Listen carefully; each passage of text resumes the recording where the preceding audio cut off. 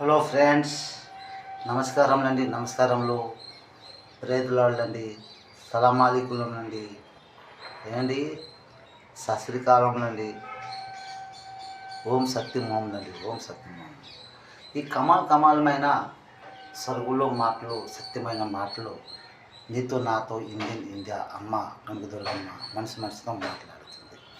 అయితే ఈ మనిషితో మాట్లాడుతుందంటే ఏం మాటలండి? నవరాత్రి అంటారు. అంటే 9 నవరాత్రి. 9 అంటే 9 రూపాయల దర్శనం అమ్మ తల్లి కదండి. విష్ణుమూర్తి 10 దర్శనాలు, 10 అక్కడికి వచ్చింది, 10వ దర్శనం. అయితే 10వ దర్శనం అయితే ఈ 10 ఆ 9 ఎంత అయిందండి? 19 అక్కడ దర్శనాలు కనబడుతున్నాయి. మనం ఇప్పటి నుండి మన మా పితృలు వచ్చిన కాడి నుంచి ఈ 10 ఆ 9 ఈ రెండే మనము మాట్లాడుకుంటున్నాం. ఇప్పుడు 20 దశమిది, 20 దశంలో మనం అంటే 20 దశం పోయి 21వ దశంలో వచ్చాం మనం. 20 దశం పోయింది, 21వ దశం వచ్చింది. అంటే ఎలా అంటే 21వ దశం అంటే 2 + 1 = 3. అదే శాంతి సేవ అనే రూప దర్శనం అండి. ఆ శాంతి రూప దర్శనంలో ఓం సత్యం ఉండాలి. ఎలాగంటే మన గవర్నమెంట్ ఆఫ్ ఇండియా హిందుస్థాన్లో అనేక పోలీస్ స్టేషన్లు ఉన్నాయి. అందులో శాంతి సేవనే రాయబడుతుంది. అదే బ్రహ్మం విష్ణు శంకరుడు. అక్కడ సత్యమే జయద్రాజం చూస్తారండి. అదే ఓం సత్యం ఇండియన్ గురు ఆటో ఓం సత్యమం. ఈ ప్రేరేపణలో ఏంటి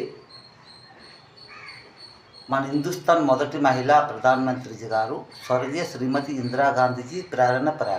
అంటే అది ఎలా అంటే మనం హిందుస్థాన్ మొదట ప్రధానమంత్రిజీ గారు స్వర్గీయ శ్రీ భారత్ రత్నజీ కదంటే. భారతరత్నైనా పండిత్ జవహర్లాల్ నెహ్రూ కాదా? కమాల్ మాటలు కదండి అక్కడ కనిపిస్తున్నాయి. అంటే మొదటి ప్రధానమంత్రిజీ గారు ఎవరండి? పండిత్ జవహర్లాల్ నెహ్రూ. అంటే అక్కడ హిందువులకే ఇచ్చారు. హిందువులకి ఇచ్చారంటే అది ఎలాంటి హిందువు అంటే అది అందులో హిందూ, ముస్లిం, సిక్కుల 4 మతాల దాంట్లో ఉన్నాయి.